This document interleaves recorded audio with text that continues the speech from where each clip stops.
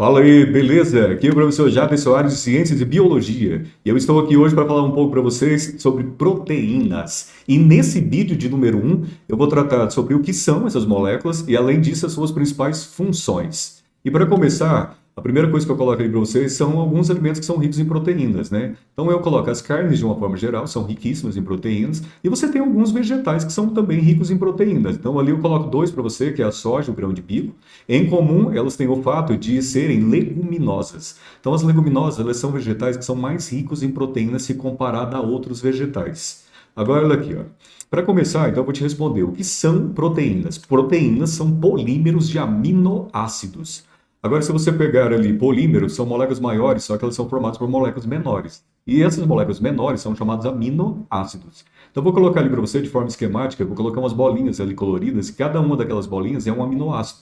Então, dentro dele você tem AA, que é a abreviação de aminoácido. Só que esses aminoácidos, eles estão ligados por ligações peptídicas. Então, ligações peptídicas são ligações efetuadas entre os aminoácidos de uma proteína. Só que você tem um processo dentro de nós, né, e dentro dos seres vivos de uma forma geral, você tem aí um processo de digestão. O que é digestão? É a quebra de ligações peptídicas, nesse caso, né, liberando então os aminoácidos. Isso pode acontecer dentro das suas células, mas pode acontecer também dentro do seu estômago e dentro do seu intestino. Só que quando você pega aquela proteína ali, antes você tinha uma proteína, a partir de agora você tem os aminoácidos. Só que quando você pega os aminoácidos que compõem nossas proteínas, eles são em 20 tipos. Ou seja, isso é importante você entender. Então, olha aqui. Significa que as suas proteínas, toda proteína do seu corpo tem 20 aminoácidos? Não. Então, tem proteínas do seu corpo que tem milhares. Só que se eu pegar todas as proteínas do seu corpo, você encontra no máximo 20 tipos diferentes. Então, para eu formar uma proteína que tenha milhares, eu tenho que começar a repeti-los. Olha, óbvio. Agora, olha aqui, ó.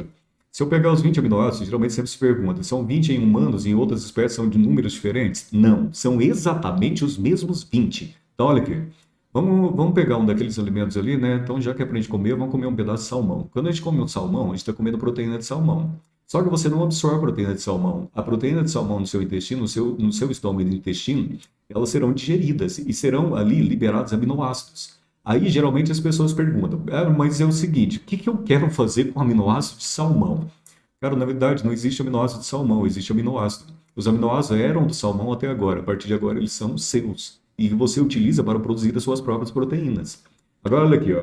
Os aminoácidos, além disso, eles podem ser classificados em naturais e essenciais. Então, como o próprio nome já diz, naturais são aqueles que nós produzimos e essenciais são aqueles que nós não produzimos. Em seres humanos, é mais ou menos a metade. Então, olha aqui, só que agora muda de espécie para espécie. Isso significa o quê? Que o que pode ser essencial para mim pode ser não essencial, pode ser natural para outra espécie. Isso o que são naturais para nós pode ser essenciais para outra espécie. Só que não importa, importa que no final das contas você tem os mesmos 20. Então 20 tipos diferentes de aminoácidos em qualquer espécie e que você utiliza parte desses aminoácidos para sintetizar as suas próprias proteínas. Agora olha aqui, não faz sentido você falar sobre aminoácidos essenciais em vegetais, né? Então todos os vegetais, eles têm os aminoácidos, todos deles são naturais. Por quê? Porque eles não ingerem ninguém, né? Eles são autótrofos, né, cara? Então isso é uma informação preciosa, guarda aí. Agora, olha aqui, ó. Eu posso pegar e posso fazer o contrário. Então, eu posso pegar e absorver. Não, meu intestino absorve os aminoácidos. A partir disso, eles vão para o sangue. Do sangue, eles vão para a célula. Só que chegando na célula, eu posso pegar esses aminoácidos e sintetizar a minha proteína, reorganizando esses aminoácidos e produzindo proteínas. E esta organela celular, que é a mais importante em relação a essa função, é o RER.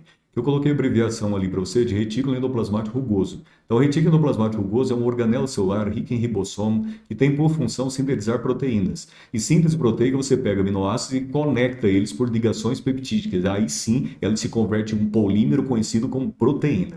Certo? Agora, olha aqui. Além disso, um outro propósito do vídeo é eu falar para você sobre as principais funções dessas moléculas.